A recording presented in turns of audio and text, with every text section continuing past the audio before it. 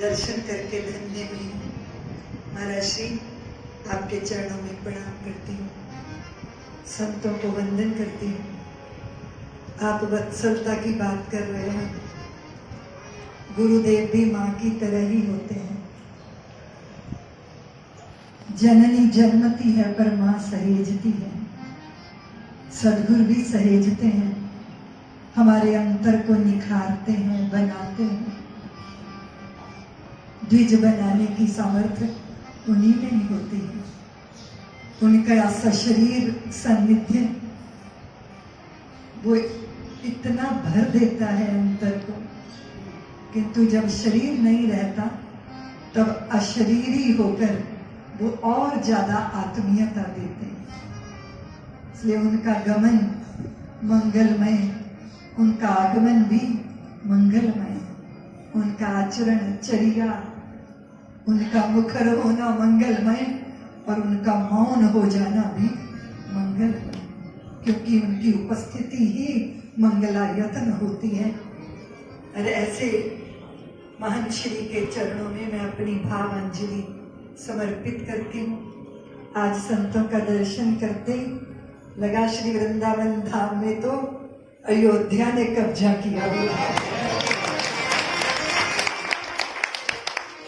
और निश्चित रूप से राम जी का कार्य करने के लिए जब गली गली गांव गांव घूम रही थी तो गंगोत्री में तपोवन महाराज श्री में वहां गई तो बड़ी वृद्धा ऊपर से नीचे उतर कर आई। बोले क्या रितंबरा, राम जी का मंदिर, राम जी का मंदिर। तेरे राम जी बहुत सीधे हैं, सरल हैं, वो नहीं बनवा पाएंगे अपने मंदिर को। और मेरी गोद में उन्होंने श्याम सुंदर के छोटे से लड्डू भगवान को मेरी गोद, बोले मेरा ठाकुर टेढ़ा है, तेरे राम का मंदिर यही बनवाएगा। और कदाचित जिनके पास दृष्टि है वो, उनके पास भेद तो होता ही है, वो तो अभेद दृष्टि रखते हैं। हर रूप में, हर स्थिति में अपने ठाकुर का दर्शन करते हैं। मुझे उस समय की बात याद आई महाराज श्री, हम लोग गीत गाते थे, कंकर कंकर शंकर इसका प्राण प्राण में गीता है, जीवन की धड़कन रामायण पग पग पर बनी पुनीता है, यदि राम नहीं है श्वासों में तो जीवन का घट रीता है, नर नार श्री पुरुषोत्तम का हम मंदिर भव्य बनाएंगे, सौगंध राम की खाते हैं हम मंदिर वही। जय श्री राम, जय श्री राम। इस संकल्प ने प्राणों को झंकृत किया, जातियों की दीवारें तोड़ी, राजनैतिक विद्वेष नष्ट हो गए, प्रांतों की दूरियां समाप्त हो गई, भाषा की विवशता नष्ट हो गई, संप्रदायों के अहंकार भी नीचे आ गए, सबने अपने सिंहासन छोड़ दिए और एक दरी पर बैठ गए। सब महापुरुष, सब संत, सारे भारत को बता दिया कि काया की माया तो नष्ट हो जाएगी पर श्री राम का सत्य शाश्वत है, वो कभी नष्ट नहीं है। इसीलिए शरीर, इसका इससे बढ़कर उपयोग क्या होगा? शरीर को बचाने का प्रयत्न तो वो ही करता है। राम का भक्त शरीर में नहीं फंसता। यह तो बतलाओ कौन जहां है जिसे प्राणों से प्यार नहीं है, मगर जगत में जुड़ा शुरू से मित्र कहाँ, संघार नहीं है।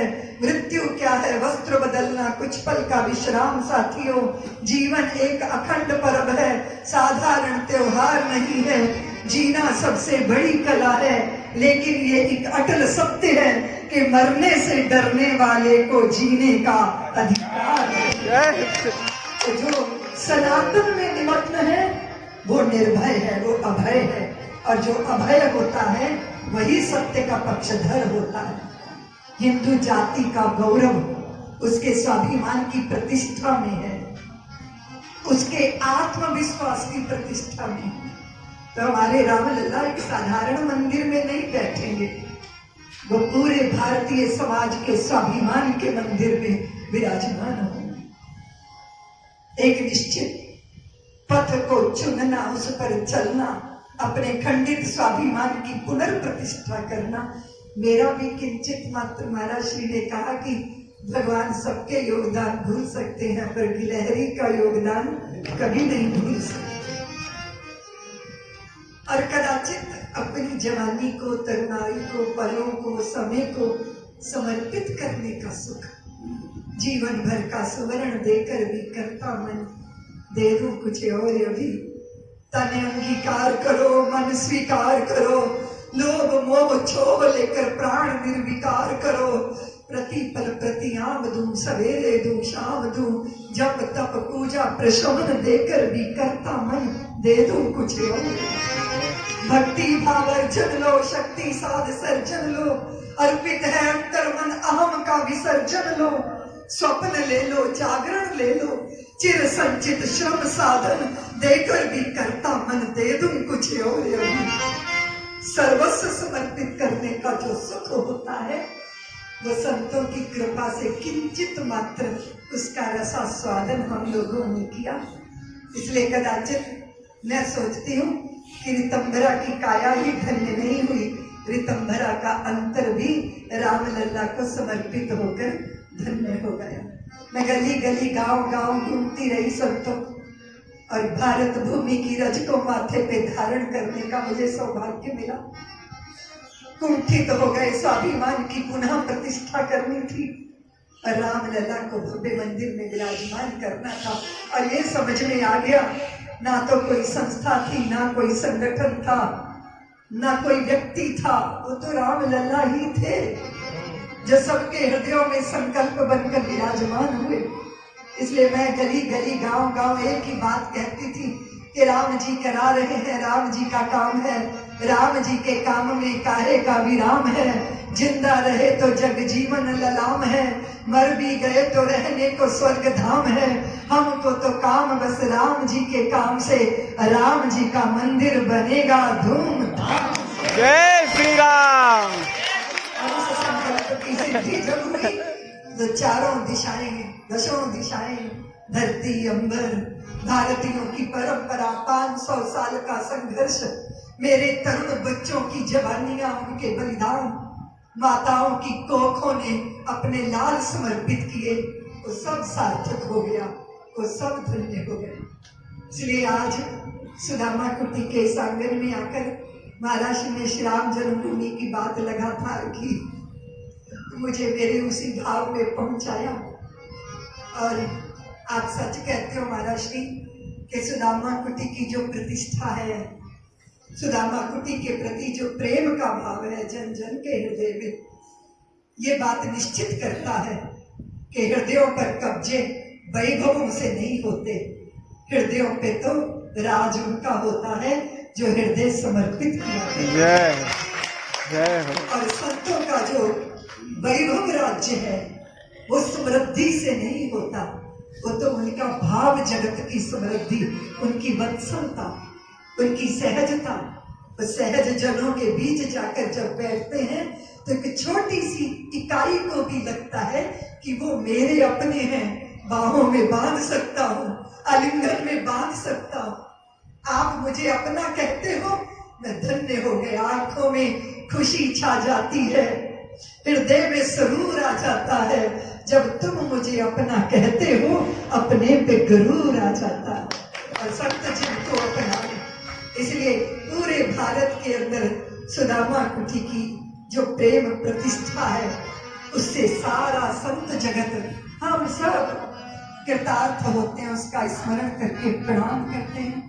मृदुल भैया ने कहा क्योंकि महाराज श्री का साकेत गमन हुआ और हम उसी मुकदमे में उलझे हुए थे, मृदुल भैया ने कहा, तो मैंने कहा कि भैया मैं महाराज श्री के दर्शन करने, उनके चरणों में अपनी भावांजलि अर्पित करने जरूर आऊंगी। ये मेरी धन्यता है, ये मेरे अपने भाव की पूर्णता है। आज आप सब संतों का दर्शन करके मैं कृतार्थ हुई हूँ। इतना ही निवेदन करती हुई, संत के पास क्या होता है देने के लिए, क्या होता है, किसी अपावन का, किसी पतित का भी हाथ पकड़ लेते हैं तो उसका उद्धार कर देते हैं। लोहे को जंग लगी हो तो पारस कुछ नहीं कर सकता, पर लोहा अगर शुद्ध रूप में लोहा भी हो और संत जैसे पारस का परस मिल जाए, तुम्हारा पारस परस मन का लोहा कंचन जब से पाया परस, पारस परस तुम्हारा द्वार तुम्हारे ठोकर खाके पाप पुण्य हो गया हमारा। ऐसे ऐसा प्रसाद महापुरुषों से मिलता है। मैं यहाँ आए हुए सभी भक्तों को भी संतों को भी प्रणाम करती हुई महाराज श्री के चरणों में अपनी भावांजलि अर्पित करती हूँ और वाणी को विराम देती हूँ।